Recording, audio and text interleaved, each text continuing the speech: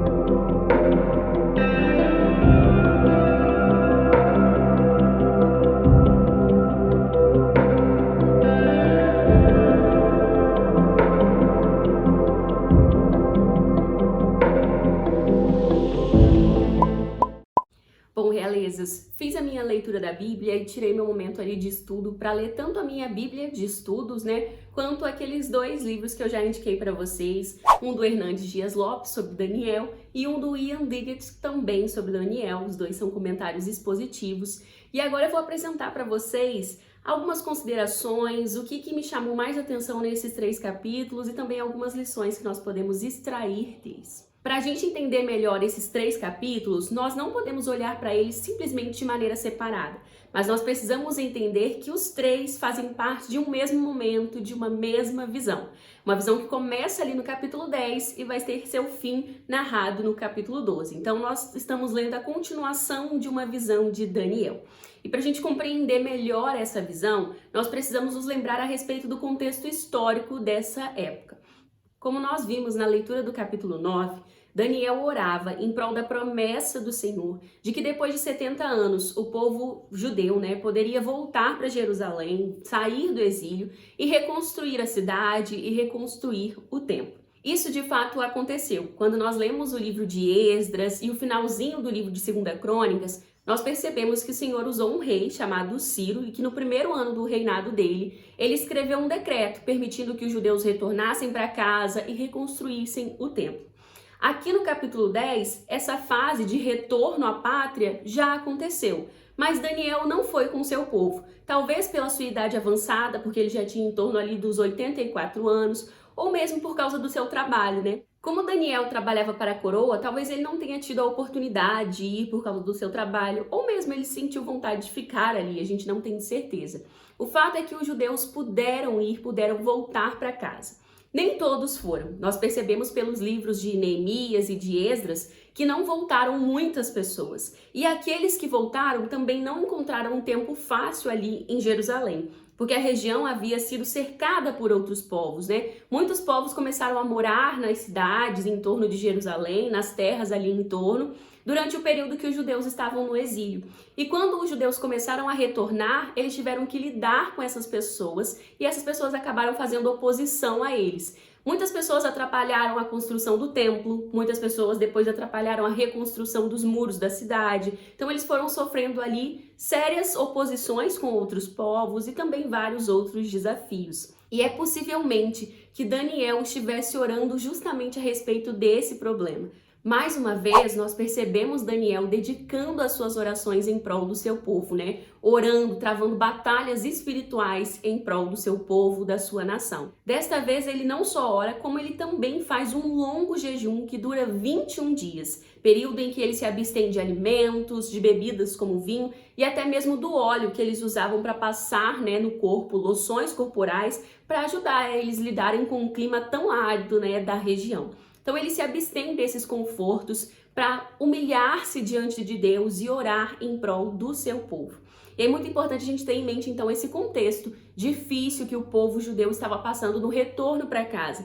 Por mais que eles estivessem vivendo ali uma promessa de Deus, essa promessa também veio marcada por grandes desafios. E é após esse período de oração que Deus novamente responde a Daniel, enviando a ele um anjo.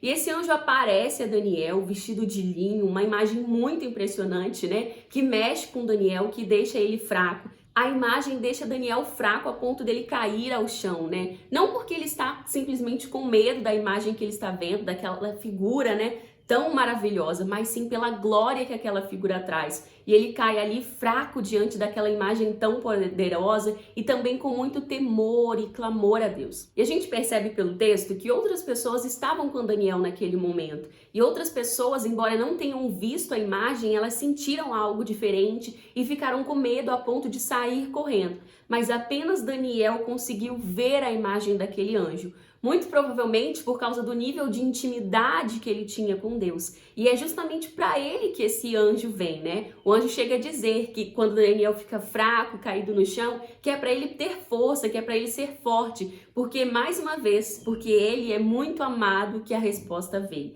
Então a gente percebe claramente que as orações de Daniel chegavam ao céu e não só chegavam, como Deus enviava emissários, enviava anjos para trazer respostas à oração, ao clamor de Daniel. Essa passagem nos lembra muito sobre a importância da oração e do jejum.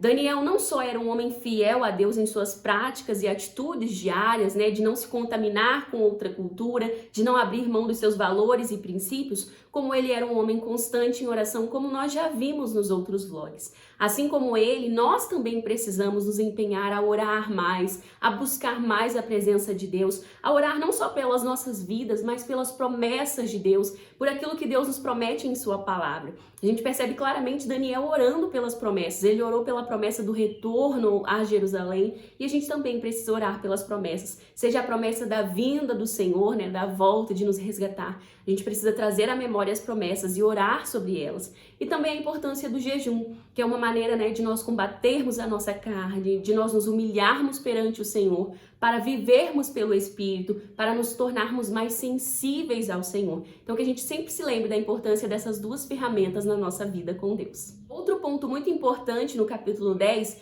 é a respeito da fala do anjo, né? Ele conta a Daniel que desde quando Daniel começou a orar no primeiro dia, né, dos 21 dias, a oração dele chegou ao céu e que o Senhor enviou o anjo para responder Daniel.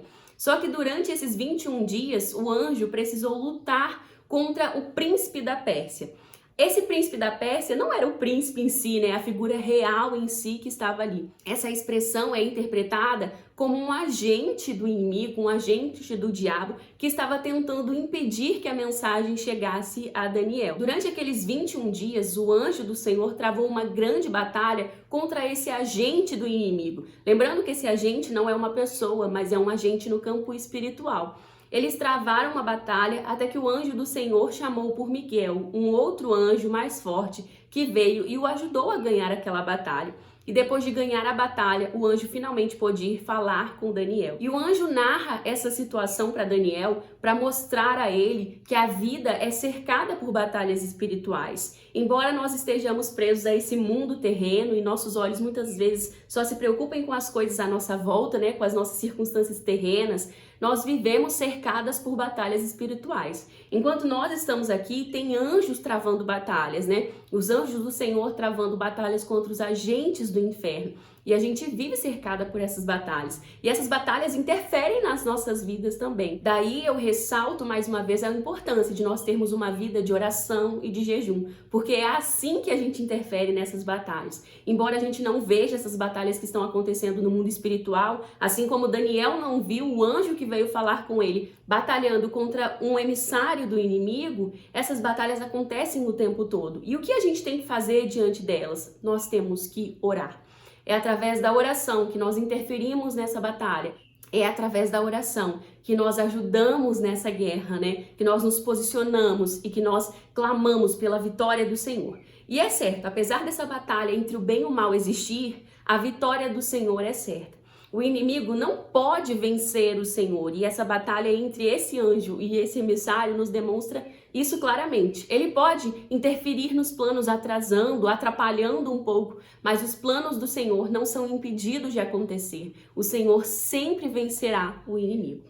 E um dos propósitos, né, do anjo contar a Daniel a respeito dessa batalha sendo travada era para mostrar para ele que aquelas pessoas, os judeus que haviam retornado para Jerusalém, apesar deles estarem lutando diariamente com inimigos de carne e osso, a verdadeira luta deles não era contra pessoas, mas sim contra seres espirituais. Apesar deles estarem presos em uma briga simples e ferrenha ali no dia a dia, travando discussões e impedimentos com outras pessoas, a verdadeira batalha estava acontecendo no campo espiritual. E a verdadeira batalha, ela é maior do que as batalhas que nós enfrentamos diariamente. Muitas das vezes, pessoas se levantam contra nós, tentam atrapalhar a nossa vida, mas a gente tem que ter sabedoria espiritual para compreender que o nosso verdadeiro inimigo não é uma pessoa, não é aquela pessoa que tem se levantado contra você, mas sim o inimigo que está talvez usando aquela pessoa e aquela pessoa está permitindo ser um instrumento nas mãos de Satanás.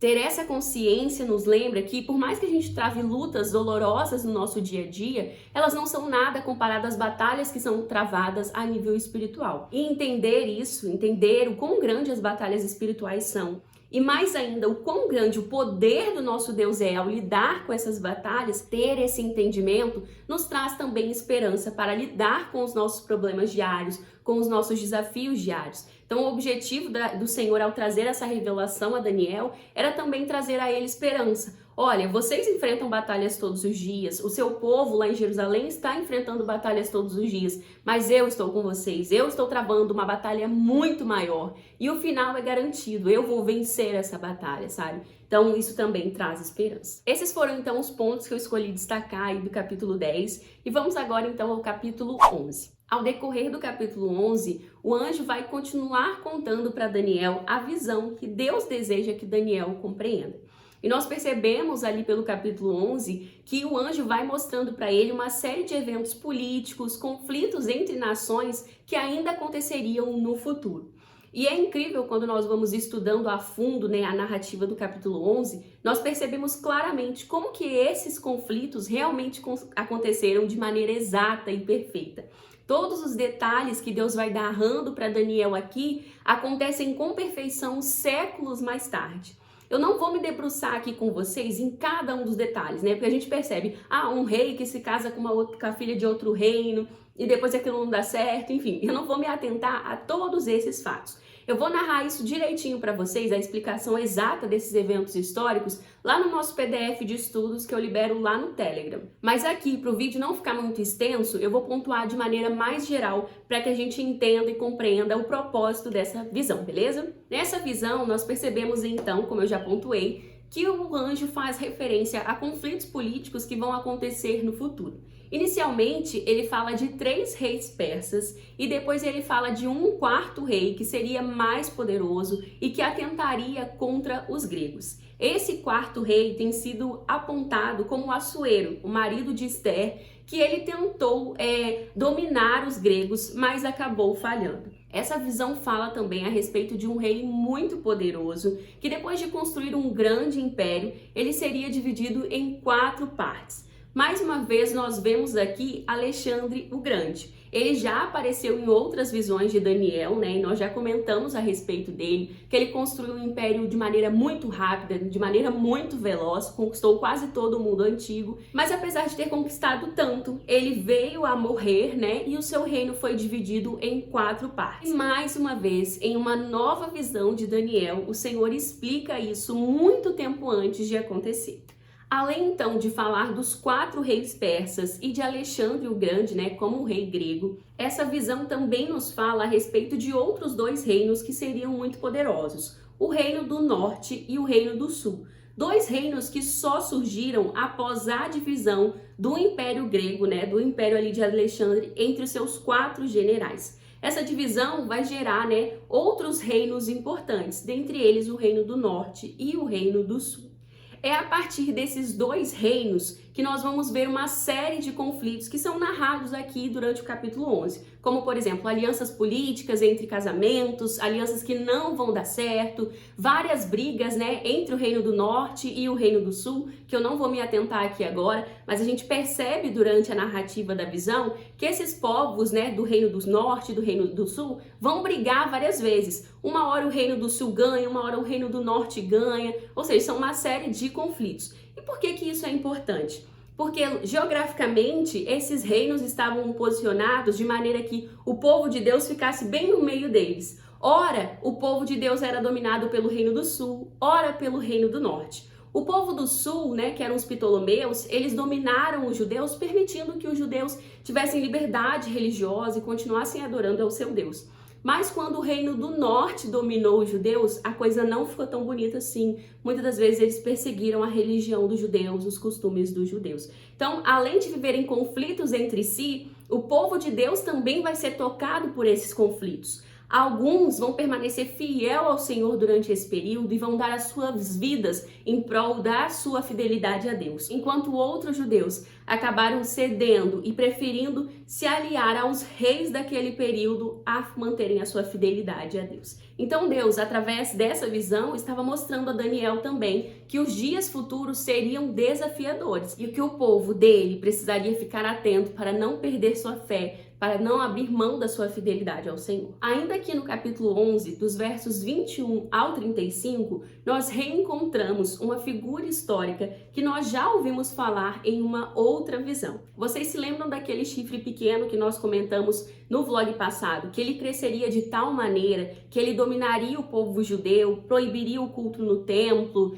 perseguiria e mataria judeus? Pois é, aqui ele aparece de novo. Ele é o Antíoco IV Epifânio, um rei seleucida que dominou ali a região da Palestina, não de maneira justa, mas ele acabou alcançando o poder de maneira injusta e ele cresceu muito, teve um reino muito poderoso e ele acabou dominando os judeus, como nós já vimos. E durante o seu governo, ele perseguiu os judeus, ele proibiu o culto no templo, ele usou o templo do Senhor de maneira indevida, adorando um outro Deus, fazendo sacrifícios, com porcos, como nós comentamos no último vlog. Então aqui Deus estava mostrando a Daniel que seria um período de grande perseguição e de grande hostilidade aos judeus no futuro. Deus estava mostrando a Daniel eventos que se passariam séculos mais tarde, e a história nos comprova que esses eventos já aconteceram. É interessante a gente observar que durante esse período do governo de Antíoco IV, o povo judeu, foi muito perseguido. Parte do povo acabou cedendo a esse rei, e acabou se deixando levar por ele, abrindo mão da sua fé para obedecer e sobreviver ao reinado daquele rei. Enquanto isso, muitos judeus se mantiveram firmes ao Senhor e lutaram em prol da sua vida com Deus, em prol do seu cotidiano, da sua fé. Inclusive, durante esse período, um sumo sacerdote não só se posicionou de maneira a defender a sua fé, como ele criou um movimento de rebelião que uniu vários outros judeus e eles lutaram contra as forças do rei durante aquele período. E eles foram muito bem sucedidos em várias batalhas, É claro que judeus morreram durante essa rebelião, durante esse período de lutas, mas eles conseguiram expulsar o exército seleucida das terras de Jerusalém. Não só o exército seleucida foi derrotado, como o próprio Epifânio acabou morrendo depois. Ele não morreu por força humana, como a própria revelação do capítulo 8 trazia pra gente, mas ele morreu de uma doença. Muito provavelmente foi o câncer. E o fim de sua vida foi muito difícil. E mais uma vez, o que a gente pode extrair daqui? Nós podemos entender que homens maus já se levantaram, vão se levantar ainda, têm se levantado, mas que eles se levantam com a permissão de Deus. O Senhor permanece no controle da história, As coisas não fogem do controle dele. E por mais que o mal se levante, o mal é limitado. Ele tem tempo para começar e tempo para terminar. Ao invés de causar espanto e terror com essas revelações, o Senhor queria mostrar que era Ele quem estava no controle de tudo. Que por mais que Ele permita que o mal se levante, Ele tem a data certa do mal cair também. O capítulo 11, além de nos apresentar a esses reis que ainda iriam surgir e ao próprio Epifânio, que seria um protótipo do anticristo, como nós vimos no último vlog, ele possuía em si muitas características semelhantes ao anticristo, embora ele não fosse o anticristo, ele ia possuir já um pouco dessas características. Então, além de conhecer esses personagens, no final do capítulo 11, nós somos também reapresentados a figura do anticristo. A gente já viu essa figura do anticristo lá no capítulo 7, numa visão que o Senhor também dá a Daniel, mas aqui ele aparece de novo. Enquanto o anjo descreve a respeito do protótipo de anticristo, dos versos 21 até os versos 35, do verso 36 ao verso 45, o anjo fala a Daniel a respeito do anticristo. Um homem, que irá surgir no futuro, que irá oprimir demais a igreja do Senhor, irá machucar e ferir os cristãos, irá dominar durante um período, mas que por mais que ele faça mal e grande mal, ele também tem um tempo determinado para cair. Esses últimos versos, então, do capítulo 11, nós temos mais uma vez uma descrição a respeito do anticristo. E o anjo diz que ele vai ser alguém que vai se engrandecer muito, vai ser alguém que irá falar contra o Deus do universo, Alguém que vai ferir a igreja, perseguir aos cristãos. Mas apesar dele ter tanto poder e de se engrandecer tanto, vai ser justamente quando ele estiver no auge do seu poder, quando ele estiver com a sua maior força, causando o maior mal à igreja, que o Senhor irá intervir. O Senhor irá intervir e decretará a vitória da igreja, a vitória dele e a derrota do inimigo, a derrota do anticristo, a derrota do mal. Só para a gente fechar aí então o capítulo 11, nós percebemos que do início do capítulo, né, lá do verso 1 até o verso 35, o anjo estava mostrando a Daniel eventos que iriam acontecer no futuro. Eventos políticos, né, homens poderosos que se levantariam, que atentariam contra o povo de Deus, que fariam muitas coisas ruins, mas que todos esses homens iriam cair, né, inevitavelmente. O Senhor já tinha destinado o fim de cada um deles, né? Isso demonstra que o Senhor está no controle de toda a história, que ela não é uma história que acontece aleatoriamente, mas que Deus está no controle de tudo. Já a partir ali do verso 36 até o 45, nós vemos o anjo narrar eventos que ainda não aconteceram. Perceba que até o versículo 35 foram eventos que ainda não tinham acontecido ali na época de Daniel, mas que aconteceriam no futuro. E hoje, olhando para trás, os teólogos têm mostrado que esses eventos já ocorreram. Todos esses eventos já aconteceram, todos os reis se levantaram, caíram, houve esse protótipo, né, que foi o Antíoco, o protótipo do anticristo, então todos esses eventos já aconteceram. Mas a partir do versículo 36, a gente não tem uma descrição de algo que para nós já aconteceu, mas sim de algo que ainda acontecerá. Então nós percebemos que dos versos 36 até o verso 45, o anjo está revelando a Daniel a imagem do anticristo. Alguém que ainda virá, que ainda atentará contra a igreja, que fará muito mal, que terá muito poder, mas o seu poder é limitado por Deus, tanto em força quanto em tempo. O Senhor vai permitir que ele haja até onde Deus deseja que ele haja, né? Mas ele terá o seu fim decretado. E a gente percebe como que isso se sucederá justamente no último capítulo de Daniel, né? Capítulo 12 começa nos dizendo que haverá no futuro um tempo de grande tribulação, um tempo de muita dificuldade, um tempo em que a igreja vai ser muito perseguida, né? O povo de Deus será oprimido e perseguido, mas que haverá um tempo em que isso terminará. Quando Deus disser basta, acabou a perseguição, a tribulação terá fim. E o que acontecerá? O Filho de Deus será enviado. Aqueles que morreram com ele ressuscitarão. Na verdade, o texto diz que não só quem morreu com Cristo, mas todos os mortos ressuscitarão. Todos os mortos, então, ressuscitarão. E todos eles receberão a sua herança. Para uns será dado a vida eterna ao lado do Senhor. Para outros será dada a vergonha eterna, né? E eles irão perecer do lado que eles escolheram, que foi o lado do mal, distantes de Deus. Outra coisa muito interessante que a gente percebe aqui no capítulo 12 é que o anjo diz para Daniel que aqueles que forem sábios e aqueles que forem muito sábios irão brilhar com o Senhor. Os sábios irão brilhar porque foram fiéis ao Senhor até a morte. E os muitos sábios irão brilhar ainda mais porque eles não só foram fiéis até a morte, como ensinaram as pessoas a se aproximar do Senhor e a buscar o Senhor. Então eles serão honrados por esse trabalho de divulgação do Evangelho e de lutar para que outras pessoas cheguem ao Senhor também. Então olha que coisa maravilhosa, né? Apesar de revelar a nós que haverá um tempo de dor, um tempo de sofrimento, o Senhor nos entrega essa revelação magnífica de que nós teremos como herança a vida eterna ao lado dele.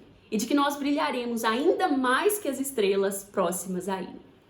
A respeito dos sábios, o Hernandes Dias Lopes diz o seguinte: porque brilharam em tempo de escuridão, brilharão eternamente. Nós receberemos um corpo semelhante ao corpo da glória de Cristo, e esse corpo irá brilhar eternamente. Outro ponto que nos chama a atenção no capítulo 12 é quando o anjo diz a Daniel que cele as palavras que ele lhe entregou, né? Talvez quando a gente leia, né, à primeira vista, parece que o anjo está dizendo para Daniel esconder aquelas palavras, né, fechar o livro. Mas não é isso. Na verdade, o que ele estava dizendo era que Daniel tivesse certeza de que aquela palavra era verdadeira e compartilhasse com outras pessoas a mensagem que o Senhor havia entregue a ele. Na verdade, o Hernandes Dias Lopes nos lembra que era um costume persa, né, um costume antigo, de que uma vez que um livro foi escrito e copiado, uma cópia desse livro fosse colocada na biblioteca, onde pessoas pudessem ter acesso e pudessem estudar o livro. O Hernandes nos diz que nesse contexto antigo, da antiguidade, quando se mandava selar um livro, não era para fechar e guardar aquele livro em segredo, mas sim que aquele livro estava completo e que aquele livro merecia receber um selo de integridade, de utilidade e de proveito para o povo. Assim, ele deveria ser colocado numa biblioteca onde estudiosos pudessem se debruçar sobre ele, compreendendo sua validade e estudando aquele livro. Ou seja, o livro de Daniel não era carregado de imagens e visões a respeito do futuro que deveriam dar medo nas pessoas ou que deveria ficar selado e trancado às 7 chaves. Na verdade, o objetivo do livro, da mensagem que Deus estava entregando a Daniel, era para que outras pessoas conhecessem aquela mensagem, para que seu povo lesse aquele livro e para que a esperança do futuro enchesse o coração daquelas pessoas. O que Deus estava entregando a Daniel era algo profético, que não deveria ficar guardado, mas sim que tinha como objetivo ser lido por todas as gerações de cristãos, levando esperança, levando alegria na certeza de que Deus mantém o controle sobre todas as coisas e que a vitória do Senhor está mais do que garantida. O capítulo 12 também nos fala a respeito do tempo. Um anjo pergunta ao anjo que está falando a Daniel a respeito de quanto tempo demorará para que essas coisas aconteçam. E o anjo responde a ele que demorará 1 tempo, 2 tempos e meio tempo. Alguns teólogos interpretam esse tempo, como 3 anos e meio. Mas a verdade é que a gente não tem um tempo exato de quando isso acontecerá. Muitas pessoas têm se debruçado para tentar identificar essa data, identificar e interpretar o que essa temporalidade que Deus entregou a Daniel significa. Mas o objetivo do livro não é esse. Não é nos fazer ficarmos obcecadas pela data e pelo tempo, mas sim em nos despertar para que a gente esteja pronta para quando o tempo chegar. Nós não devemos nem podemos ficar de braços cruzados ou mesmo ficarmos desesperadas esperando a volta de Jesus. Nós devemos fazer como Daniel, continuar vivendo. E é justamente esse conselho que o anjo dá a Daniel. Daniel também pergunta ao anjo qual é o propósito de toda aquela revelação que Deus o entregou. E ao invés de explicar qual é o propósito, o anjo diz a ele: Daniel, vá viver sua vida, siga a vida, continue vivendo, você irá descansar e quando despertar, você receberá a sua herança. O anjo não deixou Daniel perturbado, enlouquecido ou maluco com as revelações a respeito dos dias futuros, Ele encheu o coração de Daniel de esperança e disse para Daniel: viva, Daniel, continue vivendo. E compartilhou com Daniel o segredo, para continuar a jornada. Continue vivendo, descanse em Deus, porque você receberá a sua herança. Assim como Daniel, nós também precisamos continuar vivendo. O livro de Daniel não deve nos assustar, nos apavorar ou mesmo nos deixar com milhões de dúvidas na cabeça. Embora a gente possa se debruçar sobre ele, estudar e aprender, nós temos que entender o verdadeiro propósito desse livro, que é nos trazer esperança e nos lembrar de que o nosso Deus está no controle de todas as coisas. Embora pessoas más se levantem, embora possam machucar a nossa carne, possam nos perseguir, possam nos fazer sofrer e chorar, nenhuma delas pode roubar a nossa alma. Ela é o nosso bem mais precioso. Nós precisamos cuidar dela, escolhendo qual o melhor lado. A verdade é que existem apenas 2 lados. Ou nós seguimos a Cristo, o caminho estreito, ou nós seguimos ao caminho largo, que é o caminho do pecado e da perdição. Quando Jesus voltar, esses caminhos encontrarão a sua herança, ou a vida eterna, ou uma vida de vergonha eterna. Então que nós possamos sempre escolher a Cristo. E assim como Daniel, zelar pela nossa vida com Deus, pela nossa fidelidade, comunhão para com Ele, porque nós colheremos o fruto das escolhas que nós fizermos. Para a gente finalizar, eu queria compartilhar um trechinho do livro do Hernandes Dias Lopes que mexeu muito comigo e que diz assim: mantenha-se firme, pois no final há 2 coisas preciosas. Primeiro, você descansará. Segundo, você se levantará para receber sua herança. Há um descanso e uma herança imaculada para o povo de Deus. A nossa leve e momentânea tribulação produz para nós eterno peso de glória acima de toda comparação.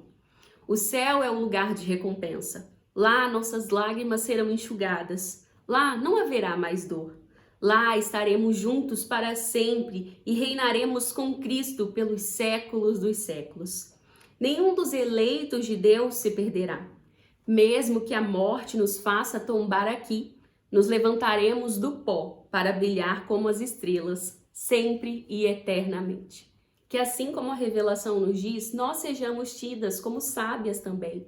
Sábias que não só escolheram a Cristo e foram fiéis a Ele, como também incentivaram e ajudaram outras pessoas a escolherem uma vida de sabedoria e piedade, vivendo para e em prol do Senhor. O Hernandes Dias Lopes termina o livro dele nos fazendo um questionamento que eu gostaria de compartilhar com você. Mas será que é possível mesmo ser fiel a Deus em um mundo marcado por tanta incredulidade, maldade, violência, pecado? Será que é possível? Ele diz que sim, é possível. Nós podemos ver o exemplo claro de Daniel. Daniel também viveu em uma sociedade marcada pelo pecado, por influências negativas, por outros valores e princípios. Mas mesmo assim, ele conseguiu permanecer fiel a Deus. Mesmo quando ele cresceu e teve acesso a poder, grandeza, dinheiro, ele não cedeu, ele escolheu ser fiel ao ponto de chegar a ser perseguido por sua fidelidade. Se Daniel foi capaz de fazer isso, nós também podemos ser. E como podemos ser? Será que há força em nós? Em nós não há força. Com a nossa força física, nós não venceremos as dificuldades do mundo espiritual. Mas assim como Daniel, se nós orarmos, buscarmos a Deus, jejuarmos, nós encontraremos nele força, sabedoria, incentivo, apoio para vencer as tentações desse mundo e para permanecer fiéis a Ele. Bom, estamos encerrando então mais uma edição do nosso Study Bible. Desta vez nós estudamos então um livro querido, o livro de Daniel. Eu espero que a leitura desse livro tenha te abençoado e que os estudos que nós desenvolvemos nessas últimas semanas tenha te ajudado a compreender melhor esse livro, a mensagem e o propósito dele. Não esqueça que o livro de Daniel foi escrito para trazer esperança ao povo de Deus, para lembrar ao povo de Deus que Deus permanece no controle de todas as coisas. Mesmo quando a gente não pode ver a mão dele agindo, ele está no controle de todas as coisas. Ele até permite que o mal aconteça, mas ele está trabalhando para o bem do seu povo o tempo todo. Então descansa o seu coração e confia nele, pois o Criador do universo mantém todas as coisas na palma das mãos dele. Então é isso, eu espero de coração que mais uma vez esse projeto tenha abençoado você e te ajudado aí na sua caminhada. Já fica aqui o meu convite para você participar da próxima edição do Study Bible, agora no mês de setembro, pois nós vamos estudar o livro de Oséias. É o próximo livro aí depois de Daniel. Eu tenho certeza que esse estudo também irá abençoar as nossas vidas e nos fortalecer na nossa caminhada com Deus. Se você gostou do vídeo, não esquece de deixar o seu comentário, de curtir e de se inscrever no canal caso você ainda não seja inscrita por aqui. Também não esqueça de fazer parte do nosso grupo lá no Telegram, onde eu vou liberar o PDF com todas as informações do vlog de hoje, tá bom? Um beijo e se Deus permitir, nós nos encontramos no próximo vídeo. Tchau, tchau!